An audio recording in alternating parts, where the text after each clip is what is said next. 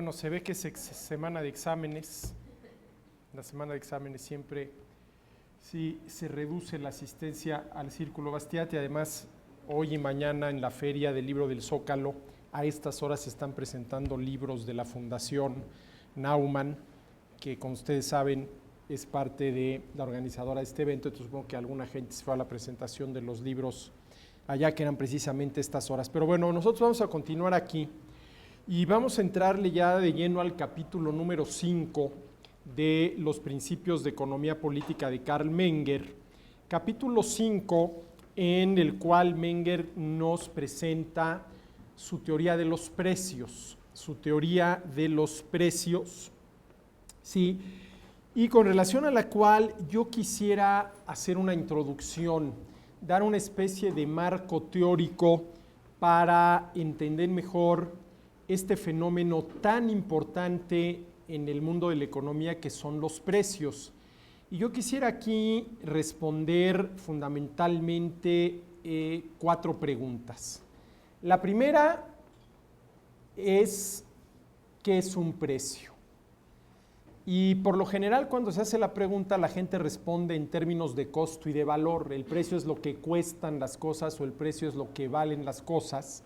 Pero la verdad es que definir el precio en términos de costo y valor es un error, porque estamos hablando de cosas totalmente distintas. Una cosa es el precio, otra cosa es el costo, y ahí tendríamos que preguntarnos, bueno, ¿a qué costo nos estamos refiriendo? Ya que de entrada en economía hay 3 costos importantes: el costo de oportunidad, aquello a lo que se renuncia por haber elegido una entre varias opciones; el costo de producción, lo que cuesta producir los bienes y servicios que se le ofrecen al consumidor; y luego está el costo de la transacción, lo que cuesta que el oferente y el demandante se pongan de acuerdo para llevar a cabo una transacción. Entonces, en economía hay varios costos y no hay que confundirlos con el precio. Y tampoco hay que confundirlos con el valor. Una cosa es el precio de las mercancías y otra cosa es el valor de las mercancías. Entonces, no es correcto y inclusive puede llevar a errores graves definir al precio en términos de costo de valor. Un precio es simple y sencillamente una razón de cambio. Esa es la definición correcta de precio, razón de cambio. ¿Y qué es una razón de cambio? Tanto de esto por tanto de aquello. Y eso es precisamente lo que indica un precio. ¿Cuánto de esto hay que dar a cambio de aquello? ¿Sí? ¿Cuántos pesos hay que dar a cambio de determinada cantidad de café? Bueno, esos precios que hay que dar a cambio de una determinada cantidad de café es el precio, ¿no? Entonces, lo primero que hay que tener muy claro es que el precio es una razón de cambio, ¿sí? Razón de cambio. Con lo cual tenemos ya la respuesta a la primera pregunta, ¿no? ¿Qué es un precio? Una razón de cambio. 5 peras por 5 manzanas es un precio. 10 pesos por 350 mililitros de café es un precio. 225,000 pesos por un automóvil nuevo es un precio. ¿De acuerdo? Bueno. La siguiente pregunta es, ¿qué tareas deben desempeñar los precios? Y de hecho, ¿qué tareas desempeñan? Y aquí podemos nosotros identificar 5 tareas que desempeñan los precios. La primera, ¿sí?, aquella sin la cual todas las otras salen sobrando porque resultarían imposibles. La primera tarea que desempeña un precio es permitir el intercambio, hacer posible el intercambio. ¿Qué quiere decir esto?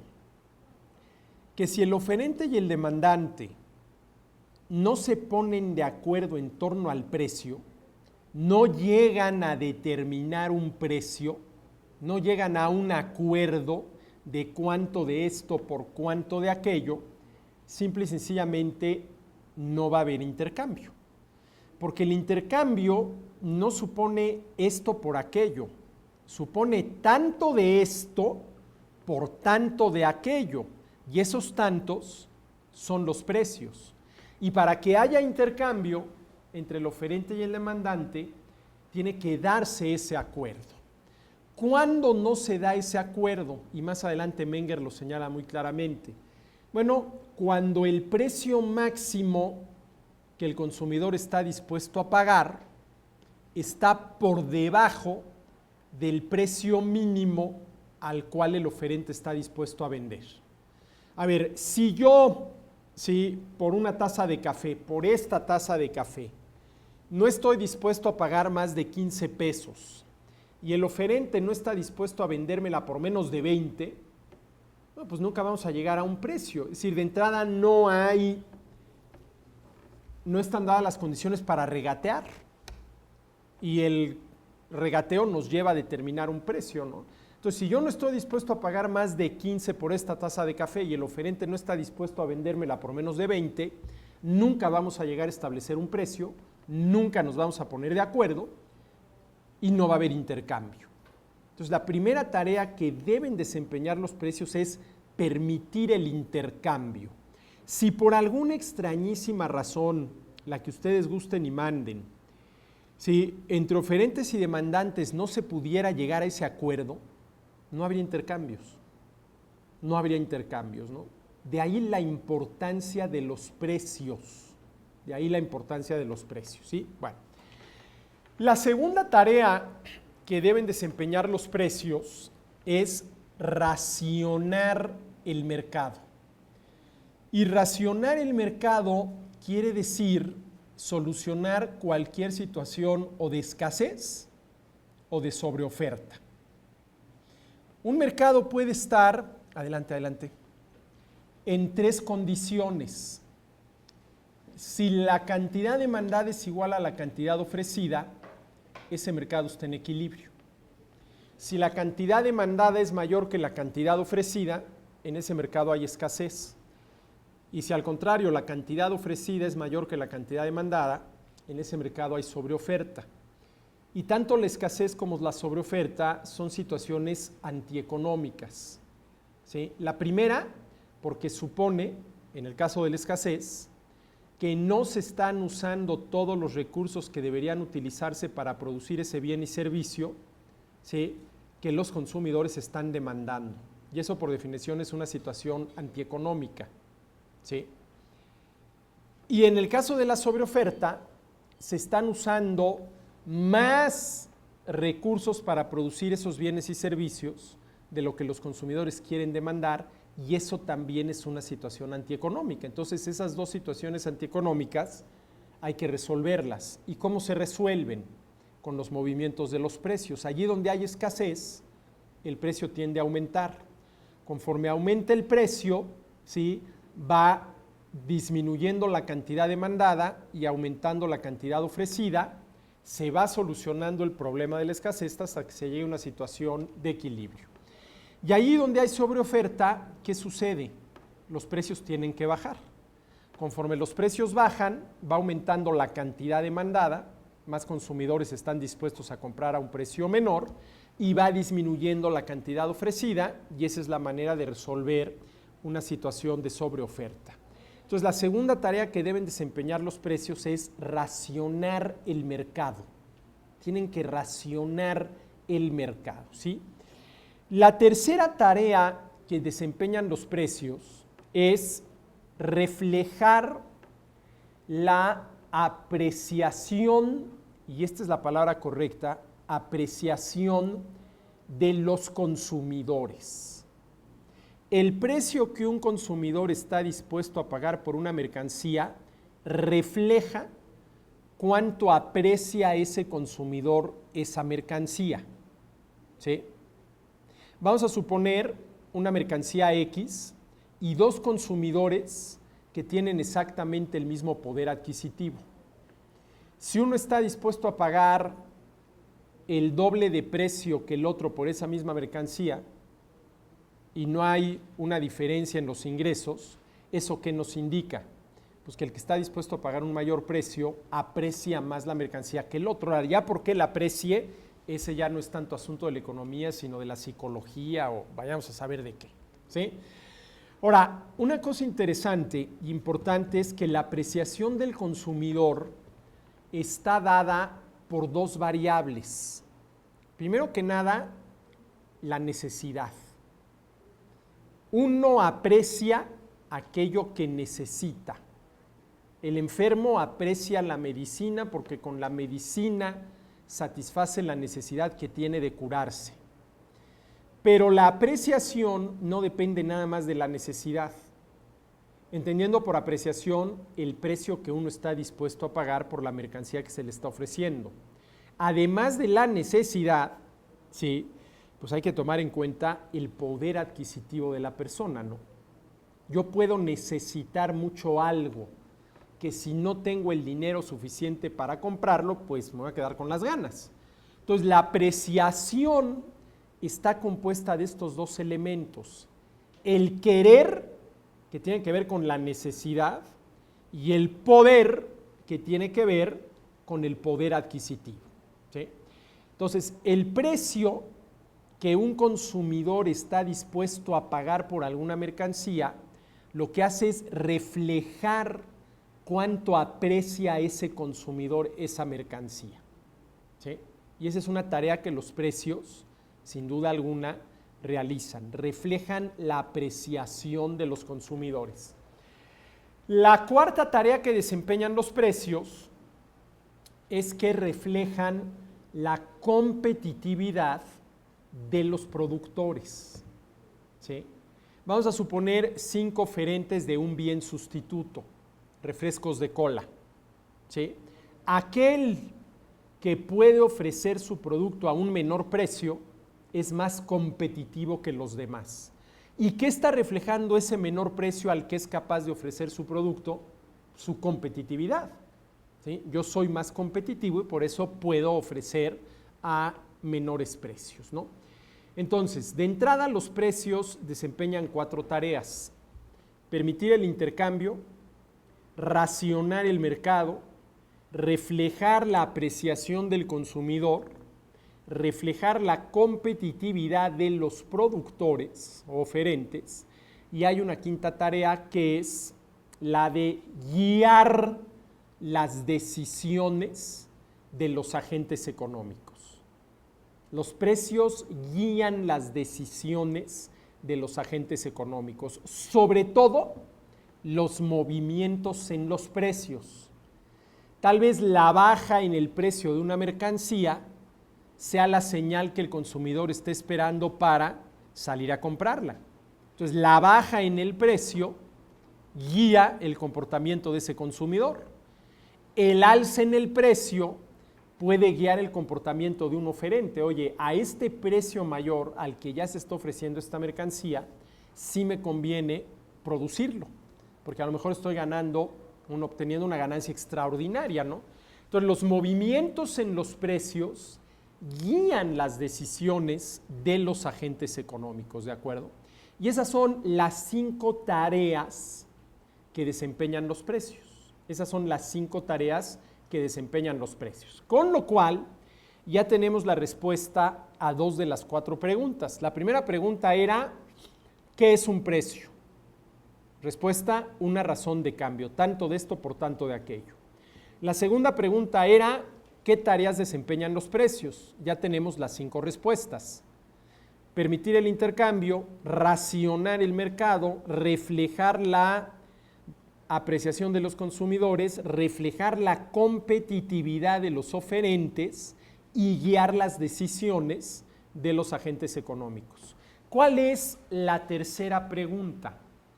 ¿Qué se requiere para que los precios desempeñen correctamente esas tareas? ¿Qué se requiere para que los precios desempeñen correctamente esas tareas? Y aquí la respuesta es muy sencilla, que se puedan mover libremente. A ver, ¿qué se requiere para que ante una situación de escasez los precios racionen el mercado? Pues que el precio aumente. Y para que el precio aumente, este se tiene que mover libremente. Ahora, a ver, abro un pequeño paréntesis. Estrictamente hablando, los precios no se mueven. A los precios los mueven. Esto hay que tenerlo muy claro. Y yo creo que muchas veces la manera de hablar y el velo que esa manera de hablar muchas veces pone ante nuestros ojos nos puede llevar a equivocaciones, porque a ver, los economistas nos llenamos la boca diciendo que los precios aumentaron y que los precios bajaron, pero estrictamente hablando, ningún precio aumenta ni ningún precio disminuye por sí solo. El ejemplo que yo pongo, y perdón, pero va de nuevo, ¿sí?, es el siguiente, ¿no? Yo tengo este precio, ¿sí? Cuando los economistas decimos aumentó el precio, queremos decir que como por arte de magia esto empezó a redondearse hasta que de pronto aumentó de 3 a 8. Pues no, ¿verdad? Obviamente que no estamos diciendo esto. O lo contrario, ¿no? Que el precio bajó. ¿Qué quiere decir? Que de pronto este 8, como por arte de magia, se le fue borrando aquello y quedó en 3. Pues no, ¿verdad? Lo que queremos decir es que el oferente del bien o servicio aumenta o disminuye el precio. Eso es realmente lo que sucede. Y ante ese aumento o disminución del precio que lleva a cabo el oferente, este va a tener que ver cuál es la reacción del consumidor. Vamos a ver cómo reaccionan los consumidores al aumento o a la baja en los precios, ¿no? En los precios. Ahora, hay una cosa interesante aquí. ¿Por qué los oferentes de los bienes y servicios aumentan o disminuyen el precio? Porque son egoístas y son racionales. Cuando un oferente aumenta o disminuye el precio de lo que ofrece, lo hace o porque pretende ganar más, o en una de esas porque pretende perder menos. Y cualquiera de las dos opciones son las que corresponden a un agente económico egoísta. Está velando por sus propios intereses.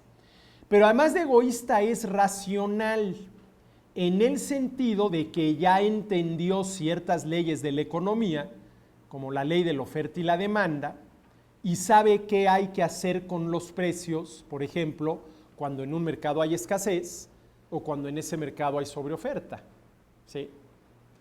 Entonces, para que los precios puedan cumplir correctamente con sus tareas, estos se deben de mover libremente. Los oferentes tienen que tener toda la libertad para subirlos cuando lo consideren conveniente o bajarlos cuando lo consideren adecuado.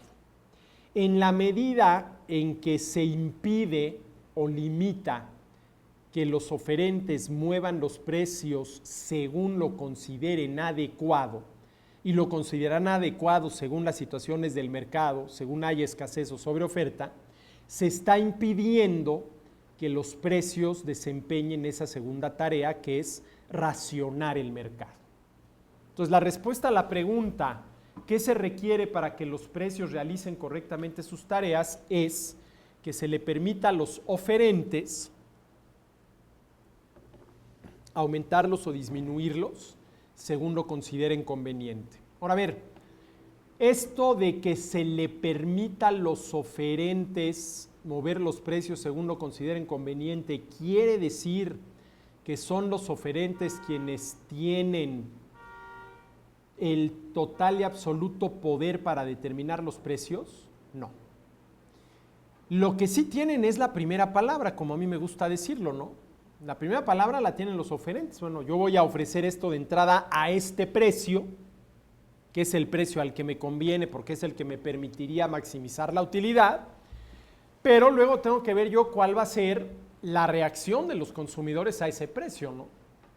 Entonces, los oferentes tienen la primera palabra en la determinación de los precios, pero son los oferentes quienes tienen la última. Es más, en última instancia, quien determina el precio es ¿quién? El consumidor. El consumidor. Pudiendo inclusive obligar al oferente a vender a un precio por debajo de aquel que le permitiría recuperar su costo de producción, incluido ahí la ganancia normal. ¿Sí? Si los oferentes determinaran unilateralmente el precio, no habría empresa que quebrara. ¿Sí? No habría empresa que quebrara.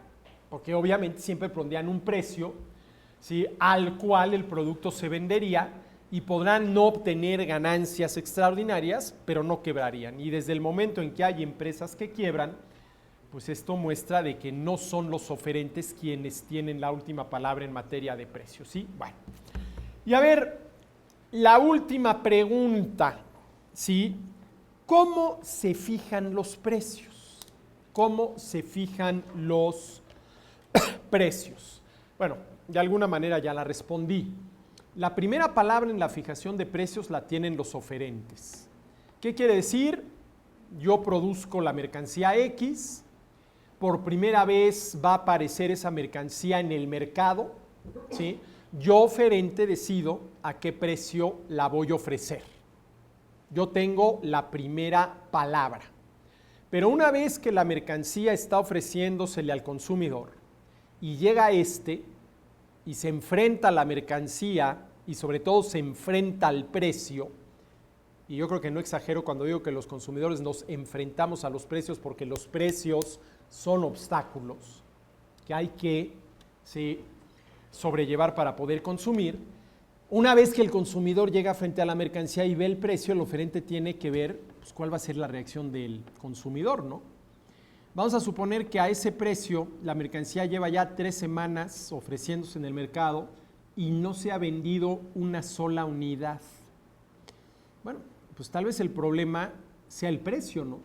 Tal vez sea una mercancía que efectivamente les reporta utilidad a los consumidores, pero al precio al que la estás ofreciendo no la aprecian, ¿sí? Entonces, ¿qué tienes tú como oferente que hacer? Bajar el precio, ¿no?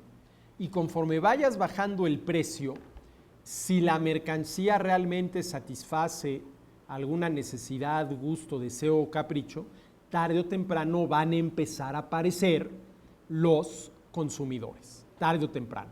Ahora, si de plano es una mercancía que no sirve para nada, literalmente para nada, pues ni aunque la regales. Es más, ni aunque subsidies su consumo, ¿no? Es más, no nada más no te voy a cobrar por lo que te voy a dar, sino te voy a pagar para que te la lleves y la consumas. Oye, pero ¿para qué si no sirve para nada? No satisface ninguna necesidad, ningún gusto, ningún deseo, ningún capricho. ¿Sí? Pues no la voy a consumir aunque me la subsidies, ¿no? Bueno, entonces, habiendo hechas estas 4 preguntas y teniendo sus respuestas, vamos a ver qué es lo que dice Menger con relación al precio, ¿sí? Con relación al precio. A ver, lo primero que dice en la parte introductoria, y este es un tema importante porque una y otra vez se sigue cometiendo el mismo error, y cuando digo una y otra vez se sigue cometiendo el mismo error, la última vez que yo vi este error fue hace un par de años, en una de las encíclicas de Benedicto XVI, quien vuelve a cometer el error de decir que el intercambio es justo si y solo si se intercambian valores equivalentes. Y de veras llama la atención que en una encíclica papal y de un hombre que es un intelectual, como es el caso de Benedicto XVI, de Joseph Ratzinger, se sigan cometiendo esos errores, ¿no? Y llama la atención, por ejemplo, que el Vaticano no tenga, pues por lo menos un buen economista, que yo creo que lo ha de tener. Sí, yo creo que lo ha de tener, que le diga, oiga, su santidad, aquí de plano esto está mal, porque ningún intercambio puede ser de valores equivalentes. No puede ser. Es más, si los valores que se intercambian fueran equivalentes, no habría intercambio. O si hubiera intercambio, inmediatamente podría haber un recontraintercambio. ¿Sí? Los intercambios nunca son de valores equivalentes por una razón muy sencilla. Uno valora más lo que recibe que lo que da. ¿Sí? Recibo algo cuyo valor para mí es mayor del valor que aquello que estoy cediendo. Entonces no hay una equivalencia de valores. Si yo recibiera en términos de valor exactamente lo mismo que estoy dando. Y el ejemplo más claro de eso sería una manzana por una manzana. No tiene ningún sentido. No tiene ningún sentido. Es decir, ¿cómo podemos poner un ejemplo? A ver, aquí. No, pero es que este ya está muy chiquito. Pero bueno, en fin. Vamos a hacerlo bien, para que sea exactamente. A ver, es exactamente el mismo GIS, el mismo tamaño, todo es igual. ¿Tiene algún sentido que hagamos esto? A ver, yo recibí exactamente lo mismo que di. Claro, entonces se preguntan, y al menos que estemos aquí jugando a la tiendita, ¿por qué intercambiamos? No tiene ningún sentido. Ahora, a ver, si ya intercambiamos, ¿no sería este el momento de realizar un contraintercambio?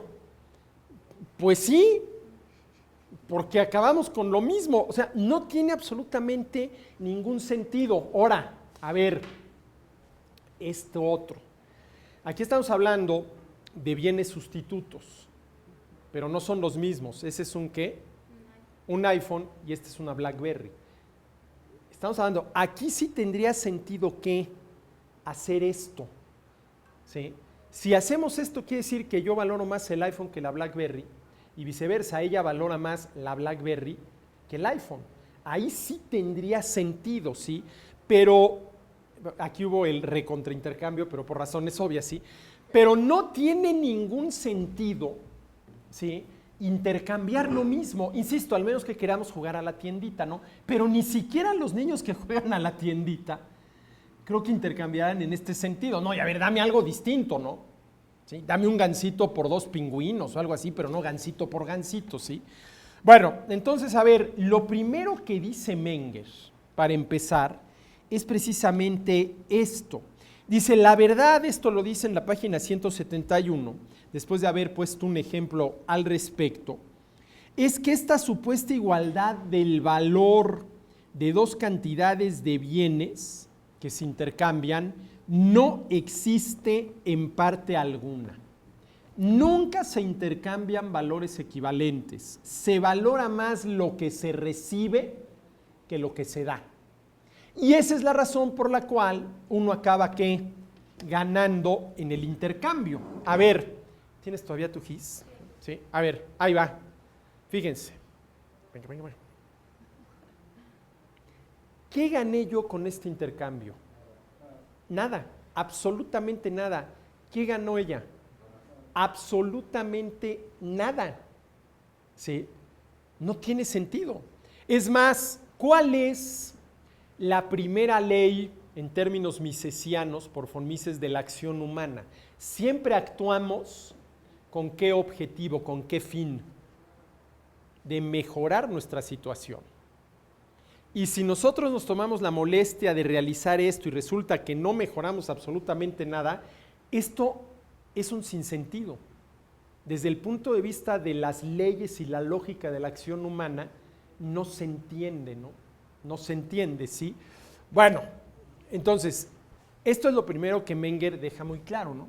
Y insisto, llama la atención cómo hoy en día se sigue cometiendo este error. Inclusive en esta encíclica de hace un par de años de Benedicto XVI, el Papa dice que solamente es justo aquel intercambio que es de valores equivalentes. Y de veras llama la atención, ¿no? Pues no, ¿dónde están los o el economista del Vaticano que le diga que no es así? Y dicho sea de paso, esto no es cuestión de fe, ¿eh? No es cuestión de fe, es decir, no estamos aquí cuestionando dogmas de fe, ¿no? Es un error que se comete en esa encíclica, ¿sí? Ahora dice Menger, si hubiera en efecto equivalentes de este tipo, no se ve por qué no podría deshacerse cualquier intercambio mientras la coyuntura permanezca invariable. Es decir, si intercambiamos exactamente el mismo GIS, pues no entiendes por qué no un recontraintercambio, ¿no? Entonces así nos la pasamos, GIS. ¿Por qué una vez que yo compré algo, no lo regreso. A ver, suponemos que está en buen estado, una vez que regresamos algo porque salió mal o no funciona, pero vamos a suponer, ¿no? ¿Sí? ¿Por qué? Pues porque yo con esa compra gano. Si lo regreso, ¿qué sucede? Pierdo. Ahora, puede ser que a la hora de la hora yo me haya arrepentido, también es cierto, ¿no? Híjole, ya no debería, ya ni modo, tómatelo, ¿no? ¿Sí? O póntelo, o úsalo, o consúmelo, ¿no?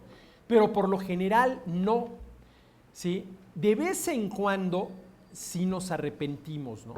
Es que no debería de haberlo comprado, ¿sí? Bueno, puede ser. De vez en cuando como consumidores sí nos equivocamos. A veces pedimos un platillo que a simple vista se veía muy sabroso y le dimos la primera probada y qué barbaridad, esto está incomible, ¿no? Pero bueno, pues ni modo, ¿no? Y a veces pues inclusive nos pueden engañar, ¿no? Literalmente nos dan gato por liebre, pero no es lo normal, no es lo normal, porque como consumidores aprendemos rápido y el oferente sabe que no siempre puede dar gato por liebre, ¿verdad? No siempre puede dar gato por liebre, ¿no?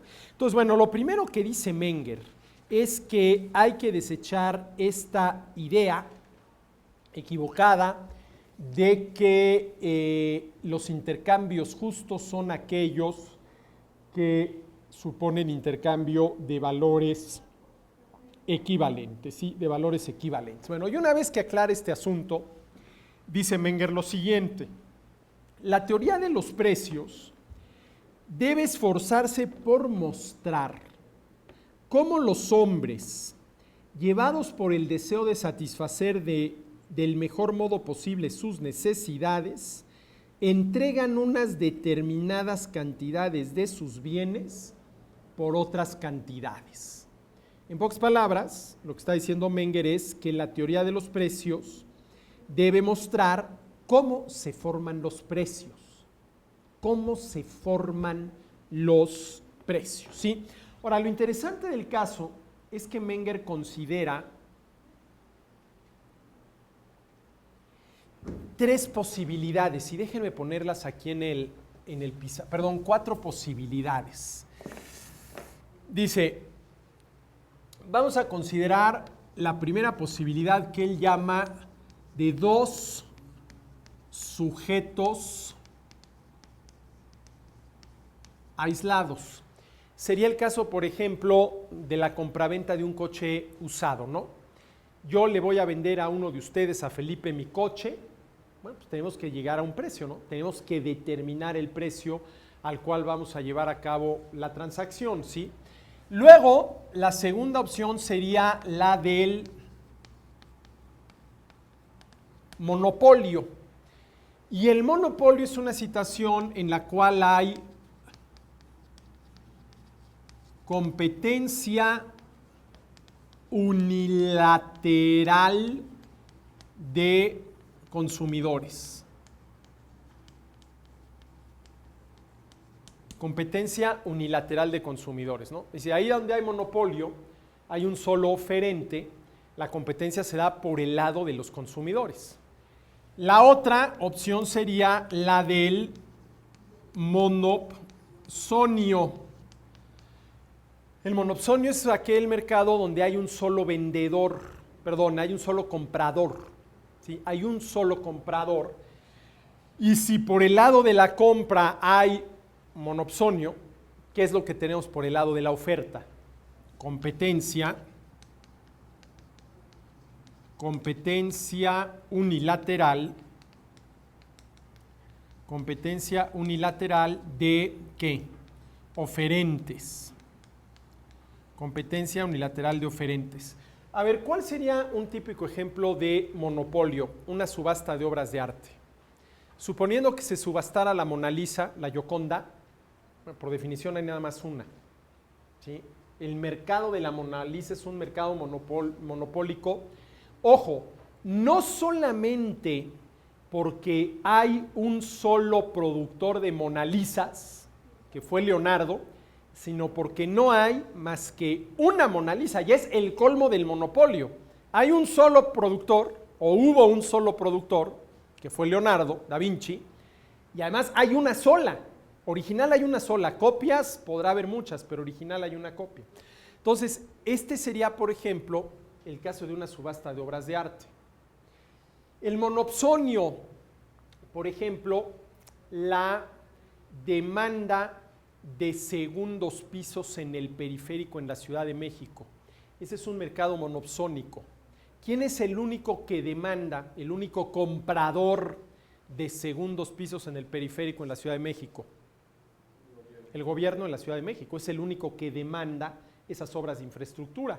Pero evidentemente debe de haber varios oferentes que compitan entre sí para ganar la licitación de la obra, ¿no? Varias empresas constructoras que tendrían que competir entre sí para ver cuál se queda con la obra.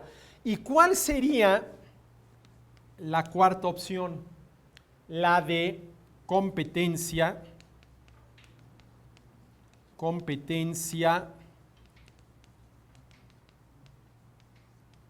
bilateral. Ahí donde hay competencia tanto por el lado de la oferta como por el lado de la demanda, como sería, por ejemplo, el mercado de los automóviles en México. Es un mercado de competencia bilateral.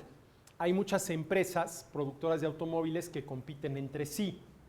Y también hay muchos compradores que compiten entre sí para comprar automóviles.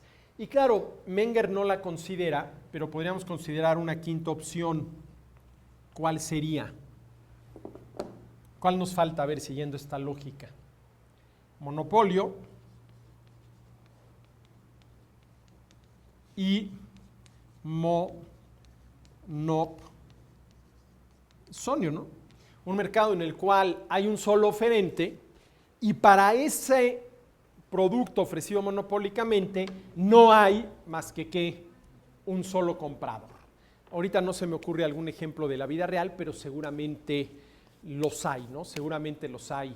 Estoy pensando, y aquí ya le estoy echando más imaginación que otra cosa, no sé por qué me vino a la cabeza, ante el inminente, y esperemos que también sea eminente estreno de la nueva aventura de James Bond, ¿sí? Skyfall. A ver, un productor monopólico de algún material para producir un arma de destrucción masiva, ¿sí? Que se enfrenta a un único comprador de ese material para producir esa arma de destrucción masiva, y evidentemente James Bond el que tiene que evitar todo ¿sí? amenaza en contra de la humanidad. Pero bueno, en fin, ahorita no se me ocurre algún ejemplo real de un mercado monopólico y monopsónico, pero lo interesante del caso es que Menger analiza la determinación de los precios sobre todo en los primeros cuatro, ¿sí? Sobre todo en los primeros cuatro, ¿sí? Y llega a conclusiones bastante interesantes, ¿no? Llega a conclusiones bastante interesantes, sobre todo porque, y de él lo tomé, Menger lo primero que hace es hablar, ¿puedo ya borrar esto? Es hablar, y esto es importante, de la famosísima, al menos para quienes hayan tomado clase conmigo, banda de fluctuación. La banda de fluctuación del precio, ¿sí? La banda de fluctuación del precio, ¿sí? Ahora, a ver, lo que está diciendo Menger es lo siguiente. Del intercambio obtenemos un doble beneficio. Primero que nada, el beneficio propio del intercambio. Yo valoro más lo que recibo que lo que doy, y esa disparidad en las valoraciones es lo que me permite elevar mi nivel de bienestar, dado que valoro más lo que recibo que lo que doy. Y a ver, ¿qué quiere decir que valoro más lo que recibo que lo que doy? Que con lo que recibo voy a satisfacer una necesidad más apremiante que aquella necesidad que hubiera satisfecho, ¿verdad? Sí. Perdón, no hay manera de... ¿Qué dije? ¡Qué barbaridad! Bueno, estamos aquí en familia. A ver, va de nuevo. ¿Sí? ¿Por qué elevo mi nivel de bienestar? Porque con lo que recibo del intercambio voy a satisfacer una necesidad más apremiante que aquella que hubiera satisfecho con aquello que di a cambio. ¿Sí? Con aquello que di a cambio. A ver, yo tengo un dolor de cabeza que me está matando, exagerándole, ¿no? Es que me estalla la cabeza. Y tengo un gansito. Y doy el gansito a cambio de un par de aspirinas que me van a aliviar el dolor de cabeza. ¿Por qué con ese intercambio yo elevo mi nivel de bienestar? Porque prefiero aliviar el dolor de cabeza que satisfacer el hambre. Porque aliviar el dolor de cabeza es una necesidad más apremiante que el hambre. Es decir, me fastidia mucho más el dolor de cabeza que el hambre que tengo. Entonces, dado que valoro más lo que recibo que lo que doy, y eso quiere decir que con lo que recibo voy a satisfacer una necesidad más apremiante que aquella que hubiera satisfecho con lo que estoy cediendo, elevo mi nivel de bienestar. Entonces, lo que dice Menger es que el primer beneficio que obtenemos del intercambio es elevar nuestro nivel de bienestar, que es el objetivo de cualquier intercambio, y esa es la razón por la cual este intercambio de gises no tiene ningún sentido, ¿no? Yo estoy recibiendo exactamente lo mismo que doy. ¿Qué sentido tiene eso? Pero luego Menger dice, y lo voy a decir en mis términos porque él no usa este término, aunque es a lo que se refiere, que el segundo beneficio que recibimos del intercambio es la parte del excedente con la que nos quedamos. A ver, espérame, ¿qué es eso de la parte del excedente con la que nos quedamos? Menger lo que está diciendo es que, salvo un caso, que ya vamos a ver cuál es, que es la excepción, ¿sí? En todos los casos, el precio al cual se va a llevar a cabo el intercambio se va a determinar, por ejemplo, gracias al regateo, ¿sí? Dentro de una banda de fluctuación del precio, cuyo límite inferior está dado por el costo de producción y su límite superior está dado por la apreciación del demandante. Por la apreciación del demandante. Apreciación que a su vez está dada por la necesidad y por el poder adquisitivo. ¿Sí? Vamos a suponer que este límite inferior es 5 pesos y este límite superior es 10 pesos. Bueno, a ver, lo primero que se preguntaría Menger, y se hace la pregunta y pone un par de ejemplos al respecto, es, si esta es la banda de fluctuación de este precio, ¿están dadas las condiciones para que se lleve a cabo el intercambio? ¿Para que se llegue a un precio? Sí. ¿Por qué? Porque el precio máximo que está dispuesto a pagar el consumidor está por arriba del precio mínimo al que el oferente está dispuesto a vender. Entonces, están dadas las condiciones para el intercambio. Ahora, lo que dice Menger es lo siguiente, bueno, pone el ejemplo de vacas y caballos, o a qué vuelve a él, perdón, déjenme, a ver, pone el ejemplo de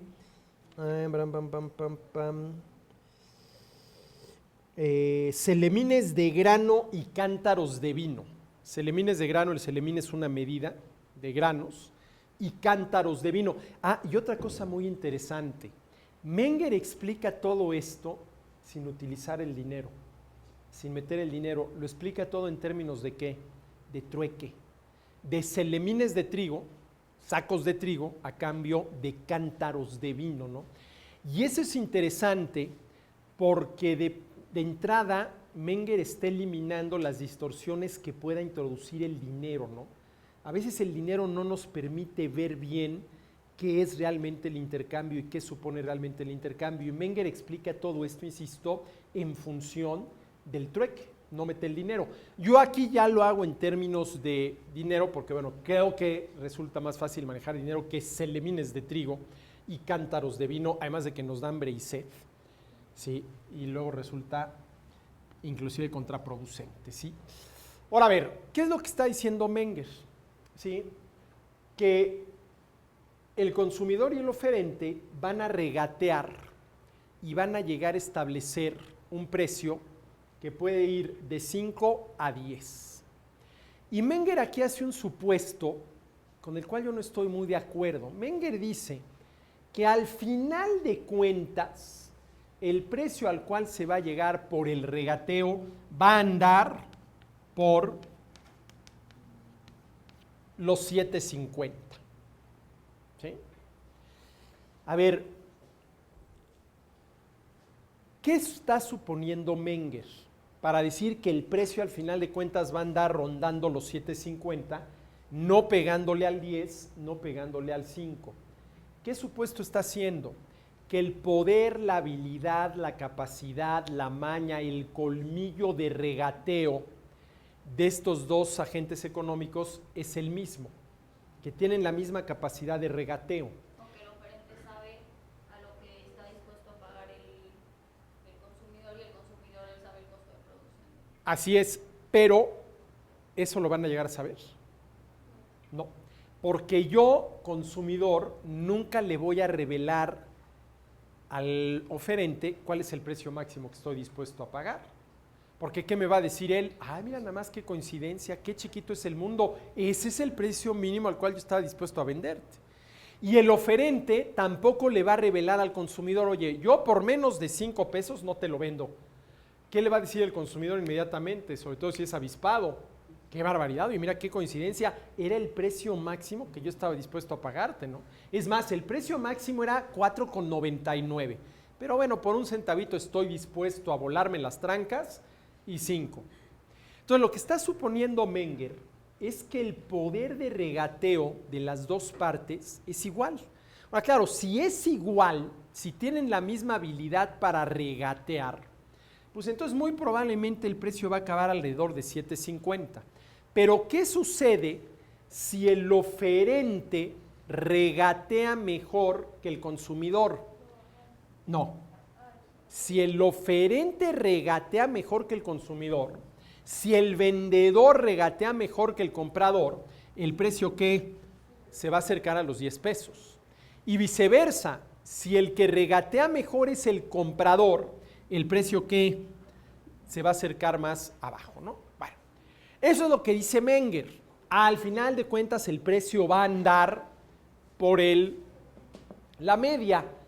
Yo no lo creo. Yo no creo que sea tan fácil. Ahora, de que el precio va a andar dentro de la banda de fluctuación, por lo pronto digamos que sí. Por lo pronto digamos que sí. Ahora, a ver, ¿qué es lo que está diciendo Menger? Y esto es lo interesante. Dice, a ver, en este caso hay un excedente de 5 pesos que se tendrá que distribuir entre el oferente y el demandante.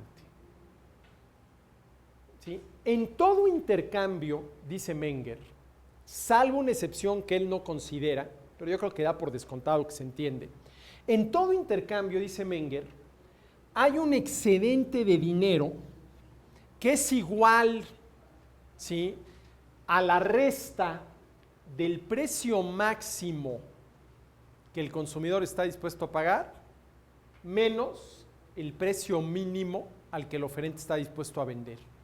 10 menos 5, 5. Y esa cantidad de dinero se tendrá que distribuir entre el oferente y el demandante. Y cómo se distribuya dependerá de dónde se fije el precio. Y dónde se fije el precio dependerá, eso lo digo yo, no Menger, de la habilidad de regateo de las partes involucradas. A ver, vamos a suponer que el precio al cual se lleva a cabo la transacción, precio 1, es 8 pesos. Llegaron regateándole a ese precio, 8 pesos. Entonces, ¿qué sucede?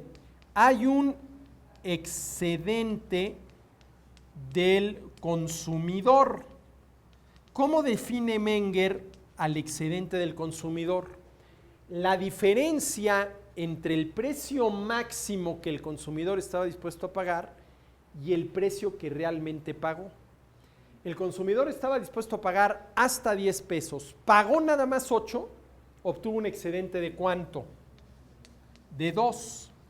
Y este excedente para el consumidor es, en términos coloquiales, un ahorro. Es lo que me ahorré. Estaba dispuesto a pagar hasta 10, pago nada más 8, me ahorro 2. Dice Menger, aquí hay una doble ganancia para el consumidor. La ganancia que obtiene de elevar su nivel de bienestar por haber comprado esta mercancía, más los 2 pesos que se ahorró. ¿Eso dice Menger? Sí. Pero si solo hablaba de trueque, o sea, si no lo hizo con precios. Aunque no le hace. Aquí ponle peras y manzanas. Mira, el trueque te lo complica más porque necesitas 3, por lo menos 2 gráficos, 2, ¿sí? Pero de todas maneras, ¿sí? ¿Cuántas manzanas estabas? A ver, vamos a suponer que tú estás dispuesta a dar hasta 5 manzanas por una pera. Si nada más das 4 manzanas, ¿cuánto fue tu excedente? Una manzana. Una manzana, ¿no? ¿Sí? Bueno. Ahora, a ese precio, ¿cuál va a ser el excedente del oferente? El excedente del oferente va a ser 3 pesos. Estaba dispuesto a vender a no menos de ¿cuánto? De 5. Vendió a 8, obtuvo un excedente de 3. Ese excedente del oferente es lo que yo siempre he llamado la ganancia extraordinaria. Es la ganancia extraordinaria del oferente. ¿Por qué extraordinaria? Porque en este costo de producción está ya incluida la ganancia normal del empresario. La ganancia normal del empresario es esa cantidad o porcentaje por debajo del cual esa persona no está dispuesta a seguir actuando como empresario porque le redituaría más, por ejemplo, contratarse como director general de la empresa con la que está compitiendo. ¿Sí? Ahora, a ver, ¿qué es la ganancia? La remuneración propia ¿de quién? Del empresario. El empresario hace lo que hace por la ganancia que pretende obtener, de la misma manera, por ejemplo, que el obrero hace lo que hace, ¿por qué? Por el salario que se le paga, o el capitalista aporta dinero por el interés que se le va a pagar. Entonces, la ganancia es la remuneración propia del empresario. Ahora, en este costo de, ¿cómo se calcula un costo de producción? Pues por el precio que el empresario tuvo que pagar por obtener ¿qué? Todos los factores de la producción. Y ese precio que el empresario pagó por obtener todos los factores de la producción es la remuneración de quienes aportaron esos factores de la producción. Ahora la pregunta es, ¿el empresario aporta o no aporta al proceso de producción? Pues claro, aporta, esto lo dijo Schumpeter, la empresarialidad, el factor empresarial. ¿Y lo hace de gratis? No, lo hace buscando una remuneración, que en su caso es la ganancia. Entonces, esa ganancia tiene que estar ¿qué? Contabilizada dentro del costo de producción. Es decir, si el empresario vende a 5, recupera su costo de producción. Pero en ese costo de producción tiene que estar su ganancia normal, porque si no, el empresario como tal, ¿qué? Perdería. Todos los demás, alcanzaría para pagarle a todos los demás. Ahí está tu salario, ahí está tu tasa de interés, Felipe que me proporcionó la materia prima, ahí está liquidada la cuenta. Y yo, pues me quedé bailando en la loma, ¿no? No es chiflando en la loma, ¿verdad? Me quedé chiflando en la loma, ¿sí? Entonces, en este costo de producción está incluida, ¿qué? La ganancia normal.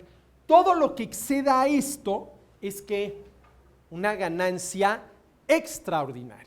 Una ganancia extraordinaria. Entonces, a ver, ¿qué es lo que dice Menger? ¿Cuáles son los dos beneficios que obtiene el oferente si vende a 8? Ahora, a ver, aquí hay una cosa interesante. A ver, ¿cuáles son los beneficios que obtiene? El beneficio de obtener con estos 8 pesos que recibió por la venta de lo que ofrece, el beneficio que le va a proporcionar a aquel satisfactor que compre con los 8 pesos que generó de ingreso al vender su mercancía. Yo vendo corbatas, necesito zapatos. Con el ingreso generado por la venta de corbatas, voy a la zapatería y me compro zapatos. ¿Cuál es el primer beneficio que obtuve de la venta de mis corbatas, de ese intercambio? Los zapatos. Pero ¿cuál sería, si estas son las cifras, el segundo beneficio que obtuvo el empresario, perdón, el oferente? La ganancia extraordinaria de 3. Ahora, a ver, dice Menger, vamos a suponer que aquí el oferente se comió vivo al pobre consumidor a la hora de regatear y logró venderle el producto a 10 pesos. ¿Qué beneficio pierde el consumidor?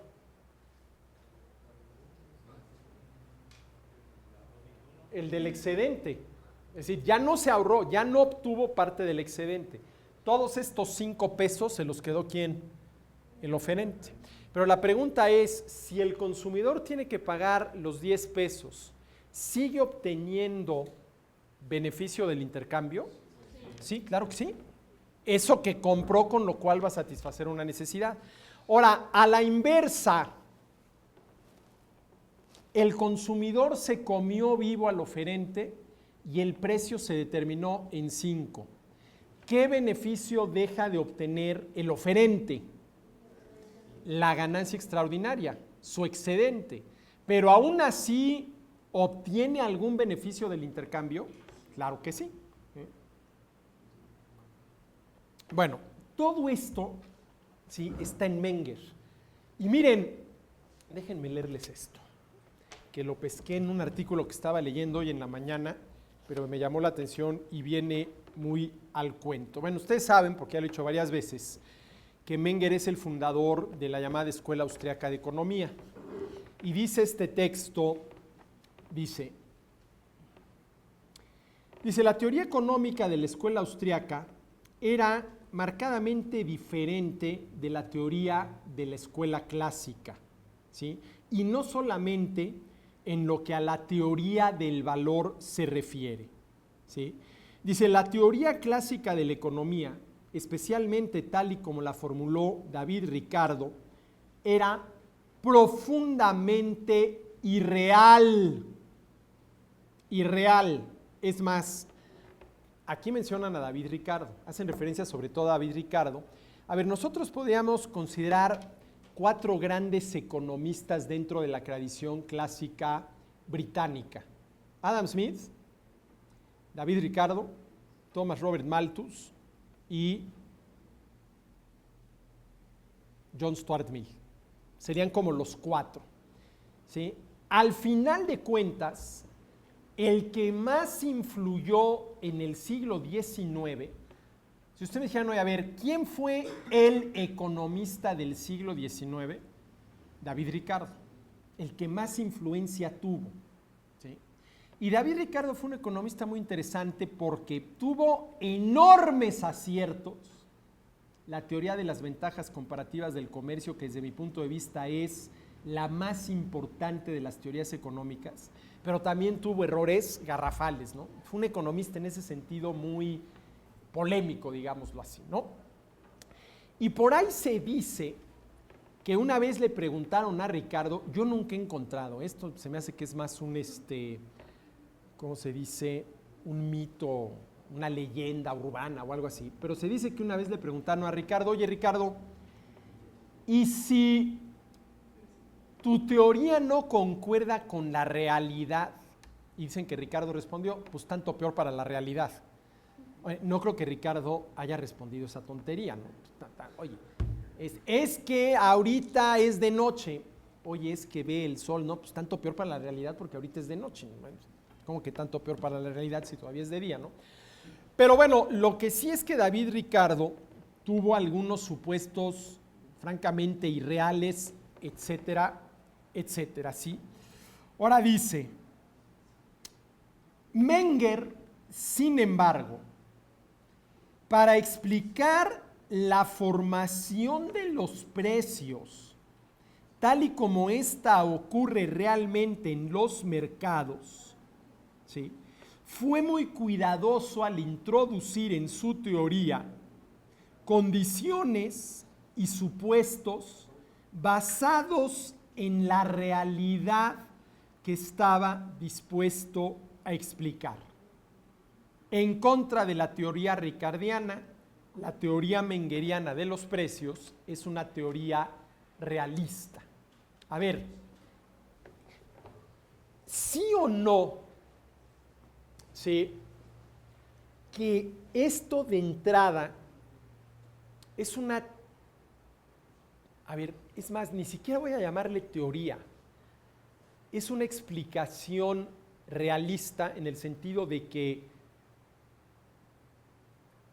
respeta la realidad de lo que son los precios y de cómo se forman los precios. ¿Sí? ¿Sí? ¿Eh? Ahora, a ver, ¿qué tendríamos que agregarle a esto? Y esto Menger no se lo agregó, Esto Menger no se lo agregó, pero para hacerlo todavía más realista. A ver, aquí lo que se supone es que el precio no puede ¿qué? Fijarse por debajo de los 5 pesos. No puede fijarse por debajo de los 5 pesos. Al oferente no le conviene fijarlo por debajo de los 5 pesos porque pierde. Pero el que no le convenga fijarlo por debajo de los 5 pesos no quiere decir que en una de esas no tenga que fijarlo por debajo de los 5 pesos. A ver, vamos a suponer que no hay un solo consumidor dispuesto a pagar 5 pesos por este producto. No lo hay. ¿Sí? Esa falta de ventas del producto, ¿a qué va a obligar al oferente? A bajar el precio. ¿Y por qué lo va a bajar? Para no perder tanto. Va a estar actuando de manera egoísta para no perder, irracional, no perder tanto. Vamos a suponer que lo tiene que bajar a 4.50 y que a 4.50 ya aparecen los compradores. Entonces, ¿qué es lo que está haciendo el oferente? Minimizando pérdidas. Si no lo baja y lo deja en 5, a cada unidad producida le va a perder ¿cuánto? 5. Le va a perder todo. Ahora, entre perder 5 pesos y perder 50 centavos, ¿qué es menos malo? Perder 50 centavos, ¿no? Ahora, a ver, ¿quién obligó al oferente a bajar el precio de 5 a 4.50 e incurrir en pérdidas? El consumidor. ¿Quién tiene la última palabra en la fijación de los precios? El consumidor. Miren, cuando uno dice esto, la gente se le queda viendo a uno así como, oye, pero qué barbaridad. ¿Cómo que los consumidores tenemos la última palabra si yo llego al mercado y absolutamente todo tiene precio? ¿En qué momento me preguntaron? Ahí te están preguntando. En ese momento te están preguntando. ¿Sí? Si tomas el producto, ves el precio y lo echas al carrito, ¿sí?, ya se la hiciste al oferente y a ti también. Si tomas el producto, ves la etiqueta, el precio y lo dejas, ¿qué señal le estás, qué respuesta le estás dando al oferente? A ese precio, no. Si lo compras, ¿qué respuesta le estás dando? A ese precio, sí. A ese precio, sí. Y fíjense que esto supone algo muy interesante. Más allá de los estudios de mercado que se puedan hacer, cuyo objetivo es preguntarle a los consumidores qué opinarían de los chispicurelitos, al final de cuentas, ¿cuál es la única pregunta que para tales efectos vale? Cuando el chispicurelito está en el anaquel en el supermercado y llega el consumidor, qué maravilla, este hombre es un genio, me llevo 2 docenas de una vez, o qué bruto, este cuate verdaderamente no tiene idea, déjalo ahí, ni lo toques. ¿Sí? ¿Qué quiere decir esto? Que al final de cuentas el empresario tiene que correr el riesgo de producir aquello, llevarlo al mercado y ver cuál va a ser la reacción de los consumidores.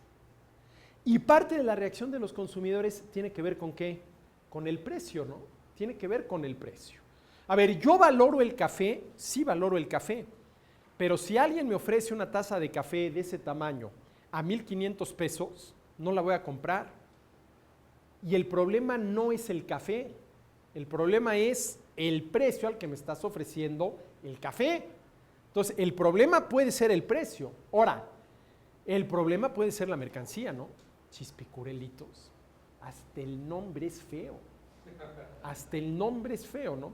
Y no me pregunten qué son los chispicurelitos porque no sé qué son los chispicurelitos. Es una palabra que hace muchísimos años se inventó mi hermana. La dijo de pronto y se me quedó muy grabada, pero ni ella sabe qué son los chispicurelitos, ¿no? Bueno, entonces, a ver, señores, aquí hay una cosa interesante. ¿Quién determina los precios? El consumidor. Ahora, a ver, estrictamente hablando, no es el consumidor. Eso sería el caso excepcional de un mercado que monopsónico, donde hay un solo consumidor, un solo comprador. Ahí sí él podría determinar el precio. La respuesta es los consumidores. Los consumidores, ¿sí? En ese sentido, en mercados masivos, los precios son producto de una especie de democracia del mercado, ¿no? Los precios los decidimos entre todos los consumidores y cada uno de nosotros aporta ¿qué? Su voto a favor comprando el producto o su voto en contra no comprando el producto. Cuando compramos, votamos a favor del producto, cuando dejamos de comprar, votamos en contra del producto, ¿sí? Y evidentemente son mucho más nuestros votos en contra que a favor. Es decir, es mucho más, por las razones que sean, lo que dejamos en el mercado que lo que nos llevamos del mercado, ¿no? Que lo que nos llevamos del mercado. Y a ver, nada más, ¿puedo borrar esto ya? Para tener la visión completa. Esto no lo dijo Menger, pero ya que estamos en el asunto, para que no quede. A la pregunta, ¿quién determina los precios? Históricamente se le han dado 3 respuestas. A ver, vamos primero, no necesariamente en el orden de aparición, pero Marx. Los precios se determinan por el lado de la oferta. Este es Marx. Y esto viene de David Ricardo, ¿sí? Bueno, a ver, si los precios estuvieran determinados por el lado de la oferta, si aquí el productor, el oferente, el vendedor tuviera la última palabra, pues volvemos a la misma pregunta, ¿cómo explicar las empresas que quiebran? Bueno. Luego viene Marshall. Alfred Marshall, quien dijo aquella famosísima frase de que de la misma manera que son las 2 hojas de la tijera las que cortan, son la oferta y la demanda la que determinan ¿qué? El precio. Entonces, el precio está determinado por la oferta y la demanda. Y luego vienen los austriacos y para, no Menger, pero todo, Mises, dicen, no señores, ni Marx ni Marshall tienen razón. Al final de cuentas, el precio está determinado por el lado de la demanda. Por el lado de la demanda y depende al final de cuentas de la apreciación del consumidor.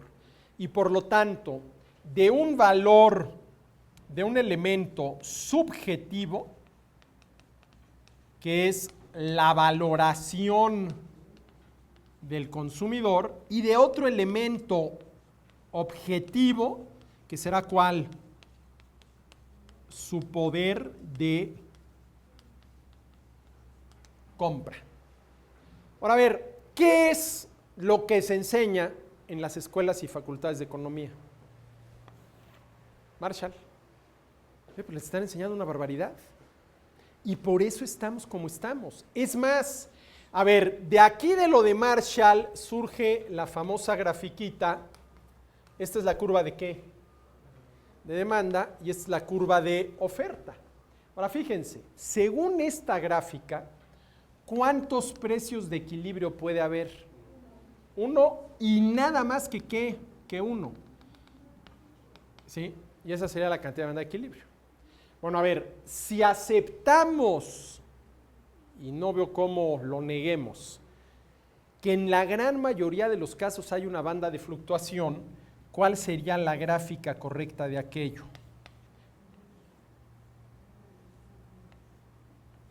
Esta sería la curva de oferta y esta la de demanda. ¿Y esto sería qué? La banda de fluctuación. ¿Y eso qué quiere decir? Que cualquier precio dentro de la banda de fluctuación es que un precio de equilibrio. Con lo cual ya la ecuación se nos dificulta mucho porque ya no sería A igual a B menos BP. O sea, ya no sé qué sea eso, ¿sí? Ya no sé qué sea eso. Ahora, a ver, este caso, este de aquí, que es el que se nos enseña como el general, y ahí andan todos con las gráficas y las ecuaciones, igual, ya tengo el precio y ahora sustituyo y ya llegamos a la cantidad. ¿Sí? Esto de aquí es lo que corresponde al caso excepcional. ¿Cuál? A ver, ¿a qué caso? De veras que hoy sí le atiné con el traje y el gis. ¿A qué caso corresponde esta gráfica? Cuando el precio máximo que el consumidor está dispuesto a pagar es exactamente igual al mínimo al cual el oferente está dispuesto a vender. En ese caso, solamente a ver, yo no estoy dispuesto a pagar más de 10 pesos por el café. Y el oferente no está dispuesto a recibir menos de 10 pesos por el café. ¿Cuál es el único precio al que se va a llevar a cabo la transacción? 10 pesos. Y ese es este caso, que es que la excepción es la excepción. ¿Sí? Es la excepción. ¿Sí? Ahora, además, hay una cosa interesante. ¿Sí? A ver, esto no te explica cómo se determinan los precios. No te lo explica. Miren, medio en broma, medio en serio, cuando yo empiezo a criticar esto, yo les digo a mis alumnos, bueno, a ver, señores, ¿quién de ustedes, después de la clase de 7 de la mañana, no se ha dado una vueltecita aquí por la Plaza de Santo Domingo al puesto de chilaquiles y tortas guajoloteras? ¿De doña qué? ¿Cómo se llama? Que dicen que es enojón a morir, ¿no? Pero que que las tortas guajoloteras valen mucho la pena. A ver, ¿quién de ustedes, cuando llegan y dicen, oiga, doña, ¿cómo se llama? Ay, no me digan que no saben cómo se llama, ahora resulta que ¿no? La doña Chilaquil. A ver, doña Chilaquil, ¿cuál es el precio de la torta? Bueno, según esto, doña Chilaquil debería responderles, a ver, dame tu ecuación de demanda. Aquí tienes mi ecuación de oferta, haz las operaciones que tengas que hacer para llegar al precio. Pues no, así no es. Ahora, hay una cosa muy interesante. A ver, esto no te explica el comportamiento de los agentes económicos, no te lo explica. La verdad es que así no se determinan los precios, así no se determinan los precios. Pero hace cosa de un año, hace cosa de unos 6, 7 meses, tuve la oportunidad de ir a un coloquio en Guatemala, a la Universidad Francisco Marroquín, que es una chulada de universidad. desde físicamente es una unidad muy bonita hasta, en fin, es una chulada, a un coloquio de economía experimental, ¿no?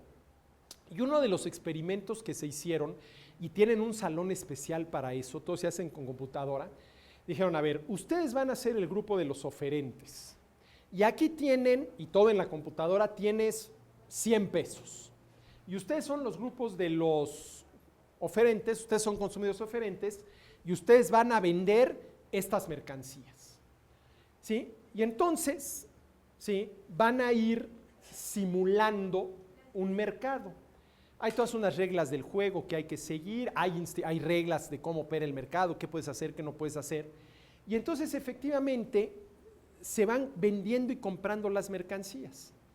Y en una pantalla, al fondo del salón, es un salón más o menos de este tamaño, hay una pantalla en la cual conforme se van haciendo las transacciones, vas comprando y vendiendo, en la pantalla te va saliendo la gráfica de oferta y la gráfica de demanda. Pero ojo, eso fue el resultado ¿de qué? De la acción humana, de lo que estábamos haciendo cada uno en su computadora, ¿no? En su computadora, ¿sí? Y claro, ¿qué sucede? Que una vez que el ser humano actuó, esa actuación la puedes representar gráficamente. Y ahí me quedó muy claro, es una chulada, lástima que aquí en la UP no tengamos eso. No tengamos eso, ¿no? Este salón, ahí en la Marroquín se llama el Salón Vernon, por Vernon, que hace unos cuantos años es un economista estadounidense, ganó el Premio Nobel de Economía por todos estos, economía experimental, ¿no? Y de veras es una cosa fascinante, porque tú estás sentado ahí en la computadora, tú como comprador comprando, a qué precio, a ver a este precio, cuántas compro, etcétera, etcétera, y todos están actuando de la misma manera. Entonces es un mercado donde hay competencia por el lado de los oferentes, competencia por el lado de los demandantes, y ves cómo en una pantalla se va formando la curva de oferta y la curva de demanda, y luego al final de cuentas efectivamente todo coincide. A ver, al final de cuentas, ¿cuál fue el precio de equilibrio? ¿Cuál es la cantidad de equilibrio? Y luego empiezan a cambiar las condiciones del mercado, ¿no? Y ves cómo esto se te empieza a ver, ya vas a tener menos ingreso. Entonces, si tienes menos ingreso como demandante, ¿qué pasa con tu curva? Se desplaza. Y lo vas viendo, pero ojo, eso no es más que la representación gráfica de lo que está pasando, pero no te explica, ese es el problema con esto, ¿por qué pasa? No te explica por qué pasa. Esa conducta la puedes representar gráficamente, pero no se explica matemáticamente. Ese es el problema, ¿sí? No se explica matemáticamente, ¿sí? Y hay un economista argentino, Alberto Venegas Lynch, quien partiendo de la explicación que da Menger aquí, elaboró, ideó una manera mucho más lógica, no matemática, de explicar la fijación de los precios. Y esto lo vamos a ver dentro de 15 días, ¿no? Porque insisto, aunque esto no viene en Menger, Venegas Lynch, quien hace muchos años estuvo aquí en la universidad, dio un par de conferencias, ideó una manera de, partiendo de Menger, explicar, utilizando no las matemáticas, sino la lógica económica, la fijación de los precios. Y eso que hace Venegas Lynch viene a redondear la explicación de Menger, ¿no? Viene a redondear la explicación de Menger. Pero bueno, a ver, jóvenes, ¿dónde nos quedamos hoy? A ver, primer punto importante de Menger: ningún intercambio es de valores equivalentes. No tendría ningún sentido un intercambio de valores equivalentes, gis por gis, manzana por manzana, no tiene absolutamente ningún sentido. Segundo, salvo el caso en el cual el precio máximo que el consumidor está dispuesto a pagar sea igual al precio mínimo al que el oferente está dispuesto a vender, en todos los demás casos, el precio al cual se va a intercambiar se va a establecer dentro de una banda de fluctuación. Y esa banda de fluctuación es lo que explica un fenómeno que tal vez no lo vas a ver tú en Liverpool, pero sí lo puedes ver en el tianguis de la esquina, que es ¿cuál? El regateo. El regateo Tiene sentido si hay una banda de fluctuación y nos movemos dentro de esa banda, si no, no tendría ningún sentido, ¿sí? Y que existe esa banda de fluctuación quiere decir que las partes que intervienen en el intercambio, además de obtener los beneficios propios del intercambio, dependiendo de su habilidad a la hora de regatear, ¿sí?, van a obtener o un excedente en el caso del consumidor que viene a ser un ahorro, o un excedente en el caso del oferente que viene a ser una ganancia extraordinaria. Ahora bien, eso en el caso en el cual se pueda ¿qué? Regatear, que sería el caso, por ejemplo, si yo le vendo a Felipe mi coche y Felipe está dispuesto a comprármelo, bueno, vamos a regatear el precio, ¿sí? ¿Y quién se va a llevar una mayor parte del excedente? Pues el que tenga mayor habilidad para regatear que el otro, ¿sí? Ese es lo que yo llamo el regateo directo. Ahora, a ver, ustedes no le van a regatear a la cajera de Walmart. Hombre, a lo mejor le hacen el comentario, oiga, si ahorita esto está muy caro, dígale al gerente, pero no le van a regatear, ¿sí? No le van a regatear a la cajera de Costco, no le van a regatear a la cajera de Sam's. ¿Quiere esto decir que en esos casos no hay regateo? No hay o sí hay, pero indirecto. ¿Cómo? Si yo no compro, si la mayoría no compra, a ver, un consumidor que es un buen regateador, ¿a qué va a obligar al oferente? A que baje el precio, ¿sí? A que baje el precio, ¿sí? Si la mayoría de los consumidores no compra el producto que se les está ofreciendo y al oferente se le están acumulando las mercancías en la bodega porque no las vende, o dicho en términos técnicos, se le están acumulando ¿qué? Los inventarios. ¿A qué está obligando el consumidor a ese oferente? A bajar el precio. Entonces, ahí hay un regateo indirecto, ¿no? Ahí hay un regateo indirecto que al final de cuentas funciona, ¿no? Al final de cuentas funciona, ¿sí? Bueno, y yo aquí le sumé el hecho de que, bueno, sin duda, dado que el consumidor tiene la última palabra, habrá casos en los cuales el precio se establezca por debajo del precio máximo al cual le conviene vender al oferente. Y entonces la opción del oferente va a ser ¿qué? Minimizar pérdidas, ya no va a ser maximizar utilidades, ¿sí? Bueno, señores, muchas gracias por haber venido.